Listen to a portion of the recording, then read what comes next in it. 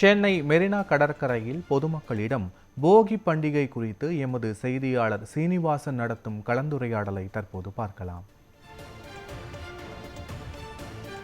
சீனிவாசன், போகி பண்டிகை தொடர்பாக பல்வேறு பகுதிகளில் பழையன எரிக்கப்பட்டு தற்போது போகி பண்டிகை கோலாகலமாக கொண்டாடப்பட்டு வருகிறது.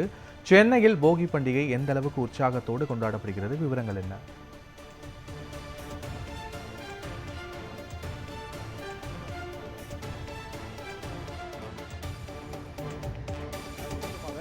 நியூஸ் 7 தமிழ் நேயர்கள் அனைவருக்கும் இனிய பொங்கல் நல்வாழ்த்துக்களை தெரிவித்துக் கொள்கிறோம்.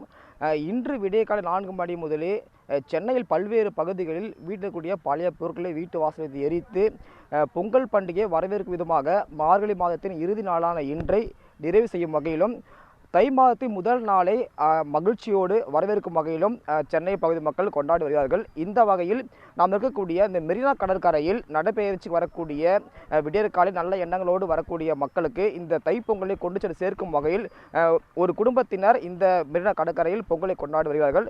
அது குறித்து அவரிடம் கேட்கலாம். இந்த போகி பண்டிகை என்ன, எப்படி கொண்டாடுறீங்க? போகி பண்டிகை என்பது மார்கழி மாதத்தோட கடைசி நாளாக கொண்டாடி வருகிறது. தை முதல் நாளை வரவேற்கும் விதமாக பழைய பொருட்களை எரித்து புதிய எண்ணங்களை வரவேற்கிறது.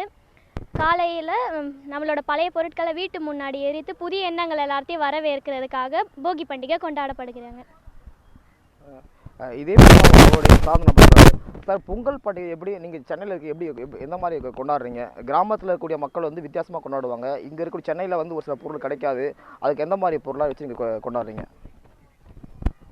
சார், வந்து தமிழர் திருநாளாம் தை திங்கள்.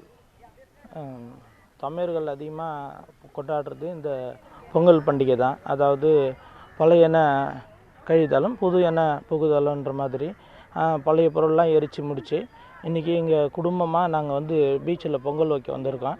நாளைக்கு பார்த்திங்கன்னா அந்த பெரும்பொங்கல் சூரிய பகவானுக்கு அந்த பொங்கல் படைத்து இயற்கையை வணங்குவோம். மறுநாள் இந்த மாடுகளுக்கெல்லாம் நம்ம மனிதர்களோட விவசாயத்தில் மாடு நம்மளோட இருந்து நம்ம அன்றாட பணிகளுக்கு அந்த காலத்துலலாம் மாடு பயன்பட்டுச்சு, இன்றைக்கும் இருக்குது. அதனால் அந்த மாடுகளுக்கு மறுநாள் நாங்கள் மாட்டு பொங்கல்னு சொல்லி வழிபாடு பண்ணுவோம். அதுக்கு மறுநாள் காணும் பொங்கல்.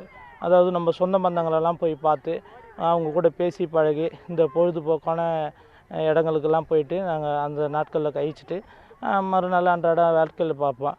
ஆனால் இந்த தை திருநாள் பண்டிகை வந்துட்டு அந்த வருஷம் ஃபுல்லாகவே எங்களுக்கு வந்து ஒரு ஊக்கத்தை கொடுக்கும், ஒரு ஏற்றத்தை கொடுக்கும், ஒரு மாற்றத்தை கொடுக்குன்றதுக்கான கடவுள் வழிபாடும் பண்ணி முடிப்போம் சார். கிராமப்புறத்தை சார்ந்த மக்கள் சென்னையில் வசித்தாலும் தங்களுடைய பாரம்பரியத்தை கடைப்பிடிக்கும் வகையில் தாம் இருக்கக்கூடிய பகுதியிலேயே பாரம்பரியத்தை கடைபிடிக்கும் வகையில் இந்த மெரினா பீச்சில் கரும்புகள் வைத்து செயற்கை பானை அமைத்து பொங்கல் கொண்டாடி இங்கு வரக்கூடிய மக்களுக்கு பாரம்பரியத்தை கொண்டு சேர்க்கும் வகையில் இவர் கொண்டாடிய பொங்கல் வரவேற்பை பெற்றிருக்கிறது. நியூஸ் ஸ்ரீனிவாசன். சென்னை மெரினா கடற்கரையில் ஒரு சில குடும்பங்கள் பொங்கல் பண்டிகையை கொண்டாடும் விதமாக பொங்கல் வைத்து சிறப்பாக கொண்டாடி வருகிறார்கள். களத்திலிருந்து முழுமையான விவரங்களை வழங்கியமைக்கு நன்றி சீனிவாசன்.